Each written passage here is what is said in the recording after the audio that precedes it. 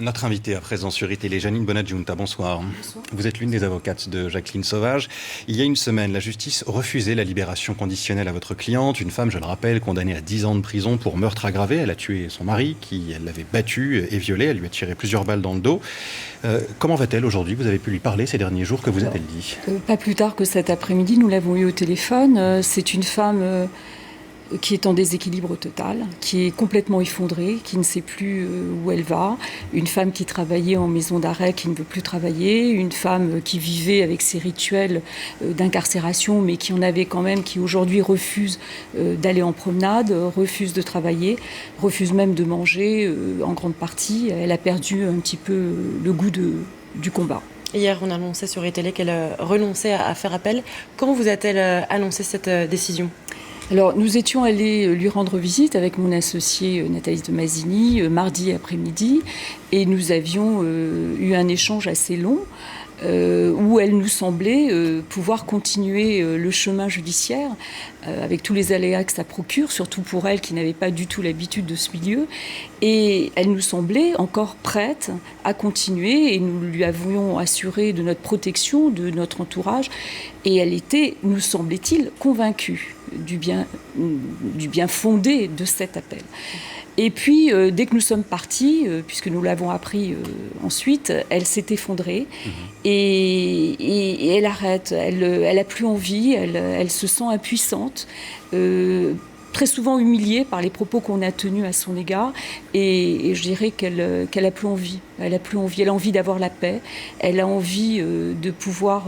On lui reproche de ne pas faire d'introspection et peut-être qu'elle veut prouver aussi qu'elle va peut-être faire davantage d'introspection. C'est ce qu'a dit le tribunal d'application des peines la semaine dernière. Jacqueline Sauvage ne veut pas faire appel de cette décision. Le parquet, lui, en revanche, a annoncé son intention de faire appel juste après la décision. C'est un petit peu compliqué parce qu'effectivement, il avait fait un appel incident, mais il faut que effectivement, le condamné fasse, dans un premier temps, appel. Et il se joint à cet appel. À partir du moment où Jacqueline Sauvage s'est désistée de son appel n'a plus lieu d'être. Donc aujourd'hui, cette affaire, pour l'instant, se terminerait là si elle ne décide pas autre chose. Vers qui se tourner alors? Est-ce que c'est vers François Hollande, le président de la République, qui a déjà gracié partiellement Jacqueline Sauvage, que cette femme va encore se tourner? Alors elle ne se retournera vers personne, puisqu'aujourd'hui, elle est un petit peu dans l'abandon et dans la résignation, on va dire, de ce qui lui arrive. Effectivement, François Hollande avait usé de clémence, avait compris le cas Jacqueline Sauvage, avait usé de sa clémence et avait, si vous voulez, demandé en quelque sorte aux magistrats, bien sûr, de donner leur avis. Mais tant François Hollande que l'opinion publique, si vous voulez, s'est senti responsable du cas de Jacqueline Sauvage, du cas effectivement de cette condamnée, mais qui avait subi des violences conjugales. En quelque sorte, il y avait une responsabilité collective qui s'est créée.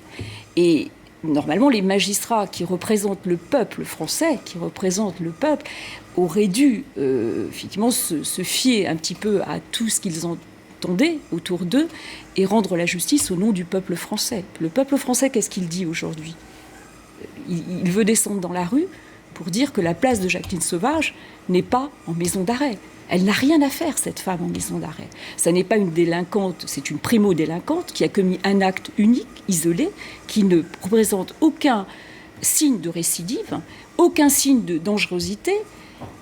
Alors, comme elle ne présente effectivement pas tous ces éléments, on va se tourner vers d'autres motivations, à savoir qu'elle n'a pas suffisamment fait d'introspection et sur son couple et sur sa part de responsabilité d'être restée dans ce cycle infernal avec son mari, et qu'en fait, elle ne comprend pas, ou en tous les cas, elle comprend mal, ou en tous les cas, pas autant qu'on le voudrait, ou en tous les cas, autant qu'on l'entend, qu'elle est responsable et qu'elle a tué un homme. Mais Jacqueline Sauvage, tous les jours, elle sait qu'elle a tué son mari, le père de ses enfants. Tous les jours, elle y pense. Et vous, en tant qu'avocate de Jacqueline Sauvage, est-ce que vous vous tournez une nouvelle fois directement vers François Hollande? Est-ce que vous lui demandez concrètement la grâce totale? Alors, ça n'est pas à nous, c'est extrêmement délicat de Son comité de soutien. Comité de soutien, c'est une certitude, et nous, effectivement, nous adjoignons à ce comité de soutien, c'est une évidence. Il a rendu sa décision avec clémence, avec justesse, puisqu'il laissait les magistrats effectivement s'exprimer également, eh bien peut-être les magistrats, en tous les cas, pour ceux qui ont rendu cette décision, n'ont pas compris à quel point, si vous voulez, il fallait rendre une justice, une nouvelle justice, et s'intéresser, parce qu'aujourd'hui, à travers le cas de Jacqueline Sauvage, il y a aussi des milliers de femmes qui souffrent, des milliers de femmes qui se font battre et qui se font violenter. Alors, il y a les cas effectivement de ces femmes qui se font battre, qui se font violenter, les cas de violence conjugale, et puis il y a le cas de Jacqueline Sauvage, qui a été femme battue, qui a tué son mari, on l'a dit. Certains défendent la décision de justice, d'autres ne la comprennent pas, vous en faites partie, Janine Bonadjunta. Est-ce que l'émotion, la médiatisation autour de cette affaire ne brouille-t-elle pas la compréhension de ce dossier ?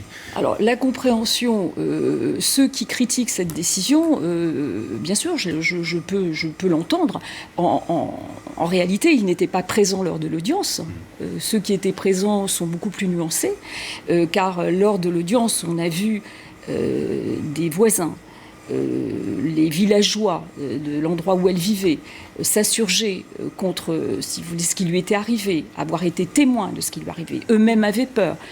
Je veux dire, ils ont expliqué. Les filles de Jacqueline Sauvage se sont expliquées sur les violences que subissait leur mère. Sur les viols. Bien sûr, sur les viols qu'elles ont subis. Donc, bien évidemment, aujourd'hui, certains ne comprennent pas, mais ils n'ont pas toutes les pièces du dossier entre leurs mains et toutes les confidences et toute la réalité de ce dossier. Or, nous avons, depuis plus d'1 an, eu un contact non seulement avec Jacqueline Sauvage, de manière extrêmement étroite, puisqu'elle nous a fait confiance pour la défense de ses intérêts, mais également avec sa famille. Ce qui fait qu'aujourd'hui, nous avons quand même une vue globale de ce dossier. Rapidement, Janine Bonadjunta, quelle est la marge de manœuvre qu'il vous reste et qu'il reste à Jacqueline Sauvage ? Est-ce que sa décision de ne pas faire appel est irrévocable ?